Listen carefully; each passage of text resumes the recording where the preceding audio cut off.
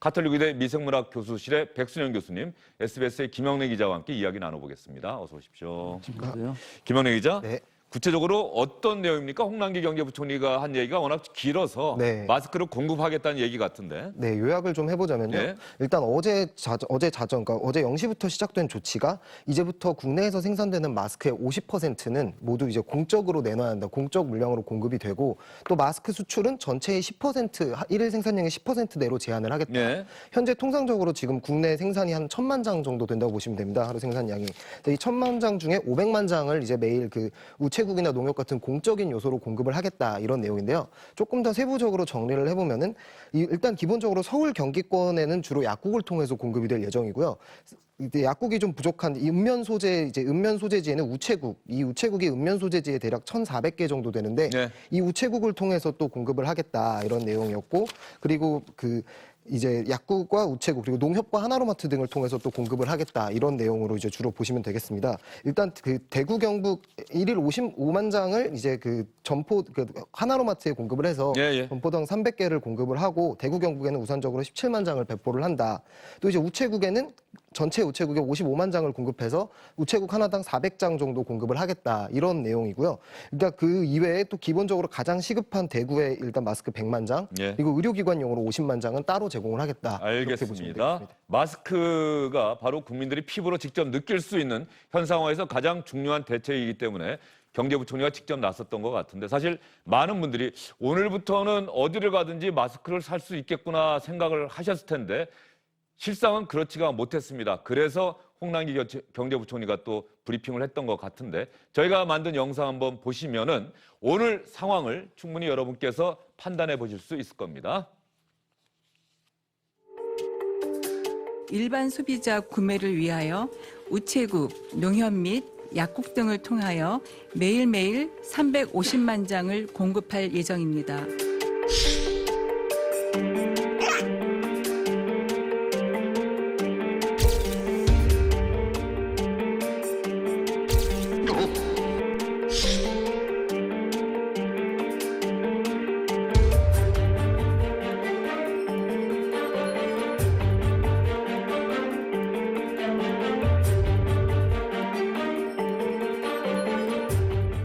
정부가 이 마스크 수급이 상당히 중요한 사안이다 이렇게 판단을 하고 있는 것 같긴 해요. 저렇게 긴급 브리핑한 거 보면. 예, 그렇습니다. 마스크를 못 사면 굉장히 불안감에 쌓이겠죠. 뭐 지금 면 마스크라도 뭐 좋다는 얘기도 많이들 하지만 일단은 국민들이 원하는 수급만큼은 제대로 돼야 될 것 같습니다. 예, 이 마스크 관련해서는 어제도 정은경 질병관리본부장도 여러 차례 설명을 했습니다만 도대체 이 마스크를 한 번 쓰고 버려야 되는지 아니면 재활용이 가능한 건지 아니면 제가 조금 전에 약사분하고 한번 얘기를 해봤더니 한 10시간 정도가 그 사용 기한이다라고 하더라고요. 근데 더 중요한 것은 사실 모든 분들이 그 부분을 잘 못 이해하고 계시는데 마스크를 좀 다시 쓰려면은 좀 위생적으로 사용을 해야 되는데 자기가 겉을 만진 다음에 또 안에를 만진다든지 벗을 때도 이 귀만 자꾸 벗고서 잘 놔두면은 쓸 수도 있거든요. 정은경 질병관리본부장도 그 부분을 특히 강조하더라고요. 그 부분 위생적인 부분. 내가 다른 사람한테 빌려준다든지 다른 사람 마스크를 내가 쓴다든지 이런 건 곤란하지만 내 마스크라면은 보통 일반적으로 그 덴탈 마스크로 해서 파란색 있지 않습니까? 한 번 쓰고 버리는 거니까 아무 문제가 없지만 좀 비싼 마스크를 썼을 때는 위생적으로 잘 사용하고 뭐 지금 이 경우에 있어서는 이 바이러스는 사실 다 통과하는 것이거든요. 근데 그 바이러스가 비말 안에 들어가 있기 때문에 막는 것이기 때문에 위생적으로만 생각한다면은 충분히 사용할 수가 있고 또 한 가지는 만일 내가 어떤 증상이 있다면은 그거는 사용하지 말아야 되겠죠. 한 번 사용하고 버리고 또 그것도 꽤 높은 KF80 이상의 것을 사용하는 것이 권장되지만 내가 다만 방어의 목적으로 사용한다 그러면은 10시간 이상의 재사용도 권장을 했으면 좋겠습니다. 그런데 정은경 질병관리본부장이 어제 브리핑에서 강조한 얘기 보면은 증상이 있으신 분들은 또 고연령대이신 분들은 가장 중요한 것은 마스크를 쓰시는 게 아니라 마스크를 사용하지 말면서 집안에 계시는 게 가장 중요하다. 그 얘기를 강조하더라고요. 그러면 일상적으로 출퇴근을 해야 돼서 일터에 나가서 일을 해야 되는 직장인들, 또 가게에 나가서 직접 물건을 팔아야 되는 소상공인들, 이런 분들은 나는 건강한 것 같긴 한데 아무런 문제가 없는데 불안하니까 마스크를 찾게 되지 않습니까? 근데 이 교통기관 안에서의 불안감은 어쩔 수가 없습니다. 이거 지하철이나 버스 지하철이나 안에서. 버스나 모든 것이 뭐 아주 사람이 적다 그러면 모르는데 거의 10,000원인 경우는 바로 밀접 접촉이거든요. 그러니까 마스크를 쓸 수밖에 없고 또 하나는 외부에 나갔을 때 야외에서는 사실 그렇게 필요 없습니다. 안 하고 다녀도 아무 문제가 없는데 꼭 거꾸로 하시는 분들도 상당히 많은데요. 이게 미세먼지일 경우는 지금 이 마스크가 보통 미세먼지를 막기 위해서 많이들 개발을 하고 사용을 했었기 때문에 그거랑은 거꾸라고 생각하시면 맞습니다. 예. 사람들이 많이 있다 할지라도 야외 안에서는 지나치는데 감염되는 일은 없기 때문에 쓰시지 않아도 되지만 실내로 들어갈 때 혹은 어떤 사람하고 이렇게 대화를 직접적으로 하게 될 때 같은 때에는 지금은 쓰는 것이 좋다고 생각을 합니다. 예. 김영래 기자. 네. 오늘 보건당국의 대국민 브리핑. 네. 일단 내용을 좀 정리를 해봐야 될 것 같아요. 확진자가 코로나19 사태가 시작된 이래 가장 많이 는 하루입니까? 네, 그렇습니다. 어제 하루에 늘어난 것보다 더 많이 늘어났는데요. 일단 오늘 아침 9시 기준으로 어제 오후 4시 이후부터 334명이 확진 판정을 받아서 역대 최다 가장 많은 수치가 판정을 받았습니다. 예. 문제는 이게 대구에 있는 그 신천지교회 교인들을 집중적으로 검사를 한 결과이기 때문에 신천지교회에서 이제 증상이 있다고 대답한 교인들이 1,200명 가까이 되기 때문에 앞으로도 한 2, 3일 정도는 계속 더 확진자가 많이 늘어날 것으로 보이고요. 그리고 다음으로 이제 대남병원 정신질환자 60명이 국립정신건강센터로 이송이 됐습니다. 이 청도 대남병원의 문제가 뭐냐면 현재 사망자 13명 중에서 7명, 절반 이상이 지금 이 청도 대남병원에 있었던 사람들인데 그렇죠. 보건당국은 원래 이 안에서 이제 코호트 격리, 병원 내에 이 환자들을 격리를 해놨습니다. 근데 어제 국립중앙의료원과 국립정신건강센터에서 이제 전문 의료진들이 가서 확인을 해보고 여기다가 격리하는 건 안 되겠다. 이렇게 해서 결국 이 정신질환자들을 국립정신건강센터로 이송하기로 결정했다는 내용입니다. 그리고 신천지 측에서 교육생 7만여 명의 명단은 제출하지 않았다. 네. 거부했다. 분명히 21만여 명의 신도 명단 다 당국에 제출했다고 했는데 교육생들의 명단은 제출하지 않았다. 교육생들 결국은 신천지와 연관이 있는 분들이고 집회에 참석했을 가능성이 있고요. 저희가 또 그 보도에서 보도해드렸던 것처럼 이 교육생들을 신천지 신도들이 이제 밀접해서 관리를 하기 때문에 신천지 신도들과 접촉했을 가능성도 굉장히 큰 사람들입니다. 근데 신천지 측의 논리는 교육생은 아직 우리 신도가 아니다. 시험을 통과해야 우리 신도가 될 수 있다. 그렇기 때문에 그 사람들의 명단은 제출할 수 없다. 이런 논리인데요.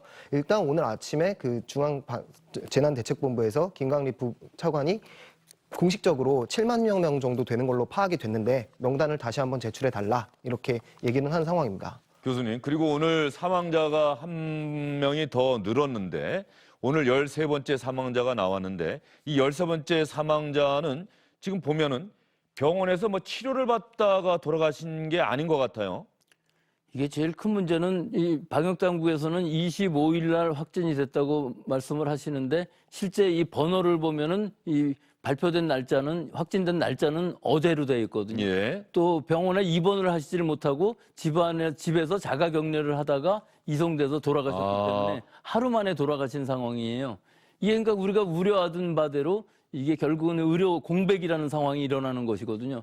여기서 제일 중요한 문제는 뭐냐면 일단 상급 병상의 중환자실이라든지 혹은 1인 격리실, 음압병실이 모자란다 할지라도 이런 부분에 어떤 여유가 있어야 되는데 지금 여유가 없다는 부분하고 또 하나는 이런 중증 환자와 경증 환자를 구별할 수 있는 그 의사 선생님들이 있어야 되는데 그게 제대로 이루어지지 못하니까 중증 환자가 결국은 집에서 급사하는 일이 생기고 이런 것들이 결국은 의료 공백이고 우리가 불안한 것이 우한 같은 그런 의료 공백이 생기지 않게끔 어떻게든지 1, 2차, 3차 이 의료 전달 체계를 잘 갖추어야 되는데 지금 너무 급하게 이 환자 수가 증가하다 보니까 이런 것들이 뒤따라가지를 못해서 이런 아주 최악의 상황이 일어난 것 같습니다. 말씀하신 내용을 보면은 대구 경북 지역에 확진자가 몰려 있고 그러다 보니까는 지금 현재 이 확진 판정 받으신 분들을 바로바로 입원시켜서 치료할 수 있는 음압 병실도 부족하고 네, 맞습니다. 의료진도 부족하고 그런 상황을 지금 그대로 보여준 사례가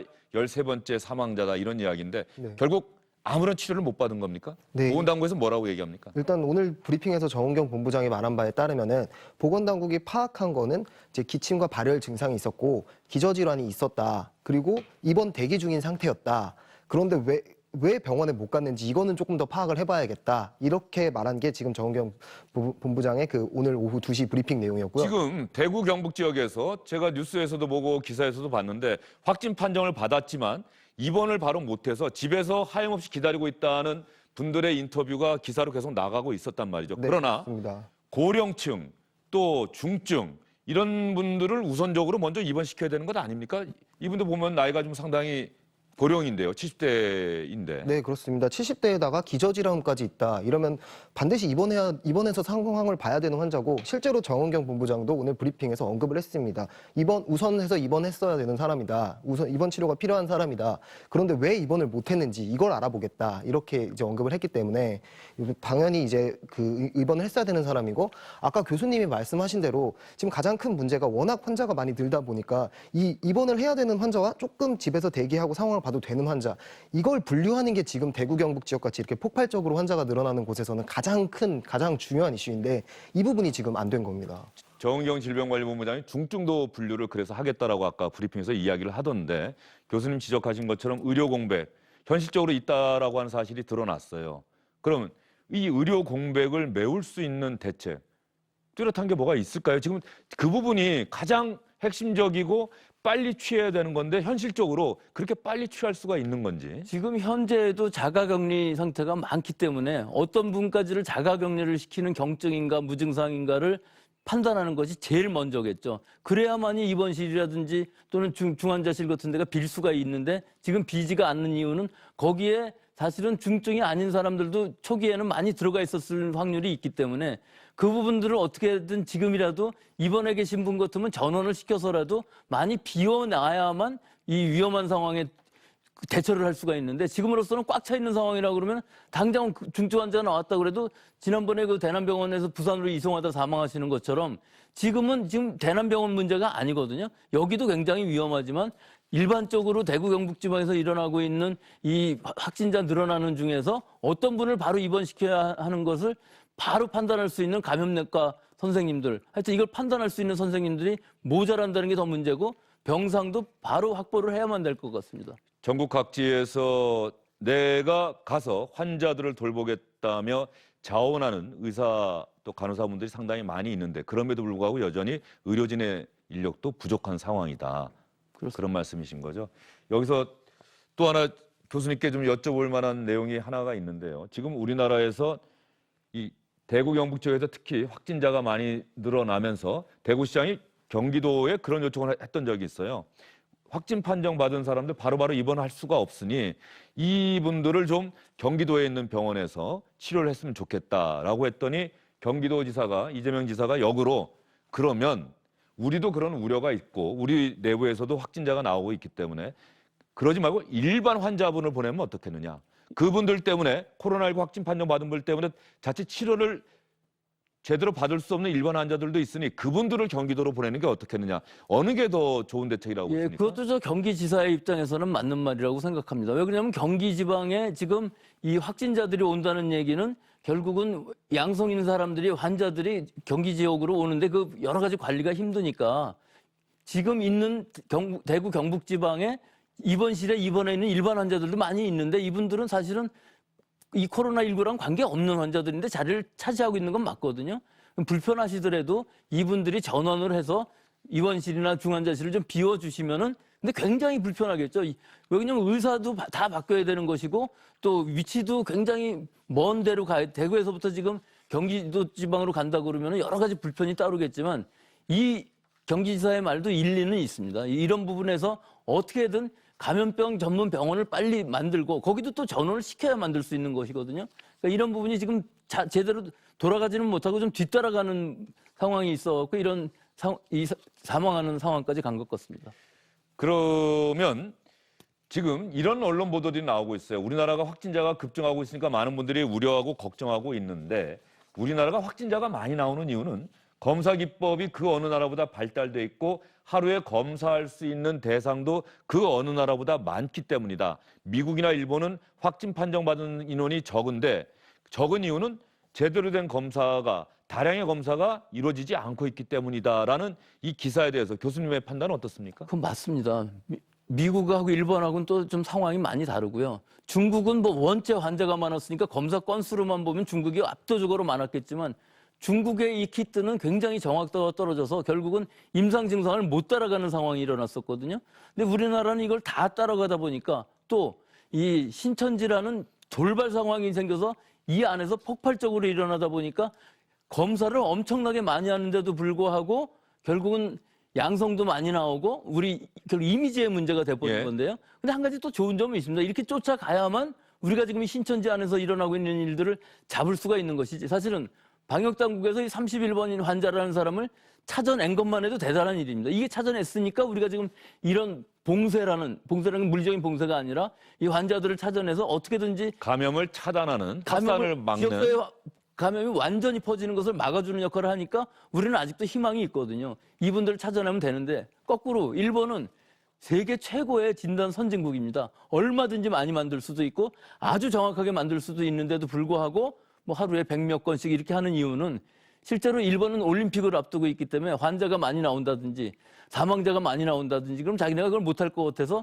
환자들이 와도 거부한답니다. 자격이 안 된다 그러고. 그러면 교수님 말씀은 미국이나 일본에 지금까지 공식적으로 발표된 것보다 더 많은 수의 감염자가 있을 가능성이 있다는 말씀이십니까? 있는 정도가 아니고 그거는 뭐 예, 당연한 예, 일입니다. 예, 예, 당연한 일입니다. 예. 왜 그러냐면 일본은 굉장히 잘못했습니다. 우리보다.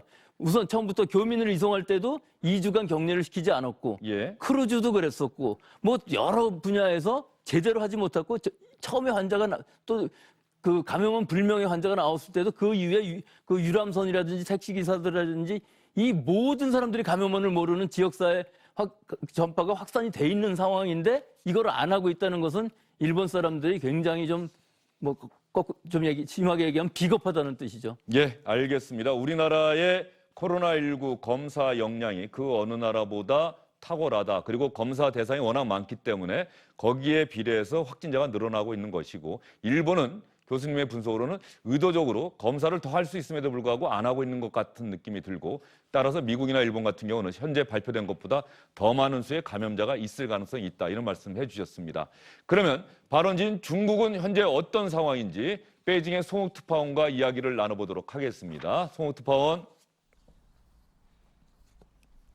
네, 베이징입니다. 지금 우리의 관심사는 뭐 중국에서 안정세를 보이고 있다 뭐 이런 소식이 들려오고 있는데 그것보다는 우리나라에서 중국에 들어간 사람들을 강제 격리시키고 있다 이런 내용에 많은 분들이 관심을 갖고 있는데 어느 지역에서 이런 통계를 강화하고 있는 겁니까?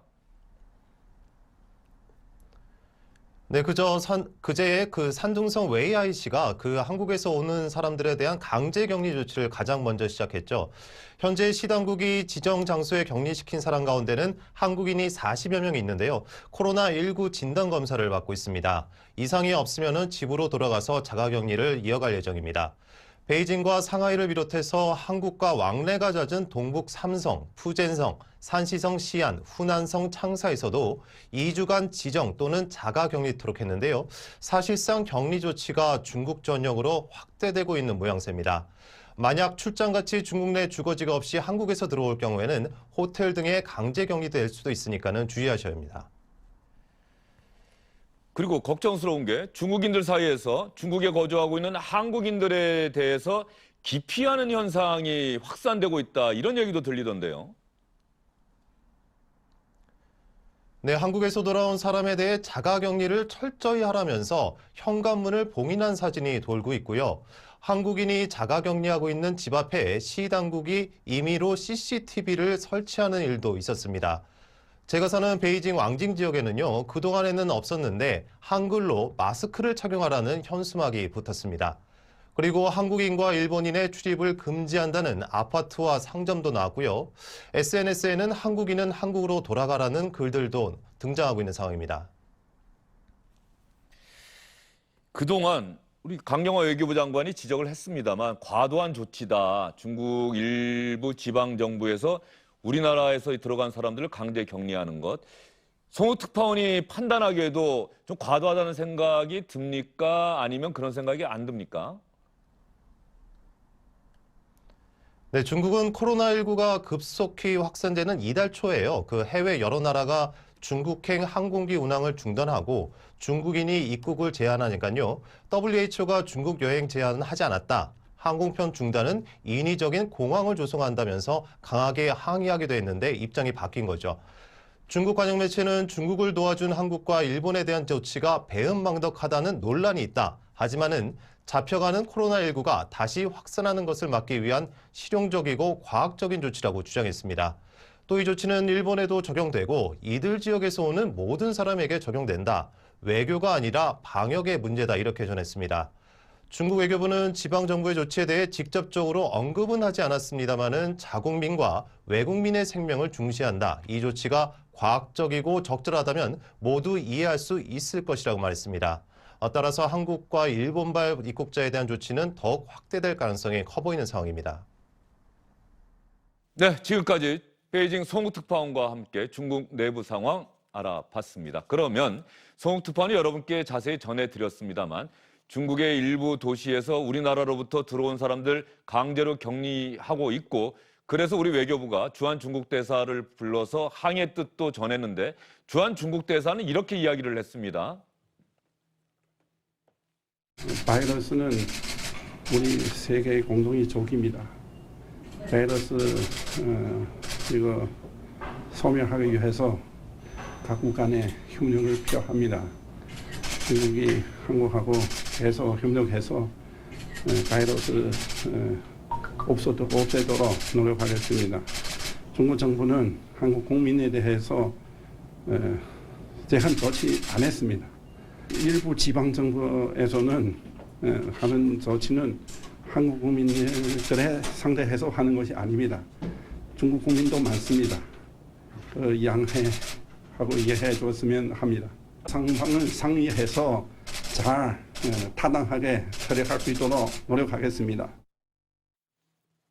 예, 중국 중앙정부는 제한 조치를 하지 않았다 이렇게 이야기를 하는데 아마 사드 때도 저런 비슷한 이야기를 중국 정부가 했던 기억 여러분 많이 하실 겁니다. 어쨌든 이 문제도 우리 정부가 슬기롭게 풀어 나가야 될 중요한 과제가 아닐까 싶고요. 정리하면서 대구의 상황을 여러분께 전해드리도록 하겠습니다. 대구에서 현재 환자분들을 담당하고 있는 한 의료진과 주영진의 뉴스브리핑 팀에서 전화를 해봤는데 현재 가장 필요한 것이 무엇인지 어떤 이야기를 하는지 시청자 여러분 잘 들어봐 주시기 바랍니다. 일단 KF94가 저희한테는 필요한데 덴탈 마스크 정도를 지급해 줬는데요. 처음에는 그래서 사실 마스크 같은 경우에는 없다는 소식을 듣고 이제 개인 후원도 받고 해서 현재는 받은 상태고요. 선별진료소는 24시간 동안 계속 돌리고 있고요. 저희 근무 시간은 8시간씩 돌아갑니다. 보통 하루에 약 200명 정도 오는데 다행히 새벽 시간에는 이제 환자들이 적기 때문에 주로 이제 해 떠 있는 낮 시간하고 저녁 이때 많이 옵니다. 예, 마스크 이런 부분도 많이 이야기하는데 교수님 어떻습니까? 지금 전국 각지에서 대구 경북에 내가 가겠다. 엄마 거기 왜 가? 죽으러 가? 이런 기사도 오늘 봤어요. 정말 감동적인 기사인데 그런 의사분들이 점점 더 늘어나겠죠? 그렇습니다. 예, 간호사분들도 그렇고 또 임상병리사들도 많이 필요한 실정이기 때문에 장비뿐만 아니라 인력 또 이 병원 병상수 모든 것이 다 필요한 시점입니다. 최근에 SBS에서 낭만 닥터 김사부라는 드라마가 종영이 됐는데 그 의사 선서라는 거 있지 않습니까? 거기에 의사분들은 그 무엇보다 환자의 건강과 생명 이 부분을 가장 중시한다 이런 내용이 포함되어 있죠. 예, 그렇습니다. 예, 바로 그런 마음과 그런 각오로 의사가 됐을 때 마음을 잃지 않고 대구 경북에 직접 가서 환자분들을 치료하겠다는 의료진들이 많이 늘어나고 있습니다. 이분들께 아마 전국 각지에서 많은 분들이 응원의 박수를 보내고 있을 것으로 생각됩니다. 왜 이렇게 사는 게 힘들기만 한지 누가 인생이 아름답다고 말한 건지 태어났을 때부터 삶이 내게 준 건 끝없이 이겨내야 했던 고난들 뿐인 걸 그럴 때마다 나는 거울 속에 나에게 물어봤지 뭘 잘못했지 도대체 내가 뭘 잘못했길래 내게만 이래 요즘 대구 경북 생각을 참 많은 분들이 하실 것 같은데 그분들 생각하면서 떠오르는 노래 중에 하나가 G.O.D의 촛불 하나입니다. 이 가사를 보면 랩 부분에 아무것도 없다고 믿었던 내 주위엔 또 다른 초 하나가 놓여져 있었기에 불을 밝히니 촛불이 2개가 되고 그 불빛으로 다른 초를 또 찾고 3개가 되고 4개가 되고 그렇게 어둠은 사라지고 지금 우리가 겪고 있는 어려움, 특히 대구 경북이 직면한 어려운 상황들 바로 이런 마음으로 헤쳐나갈 수 있을 것이라고 많은 분들이 생각하실 겁니다. 주영진의 뉴스 브리핑 오늘은 여기서 인사드리겠습니다. 고맙습니다.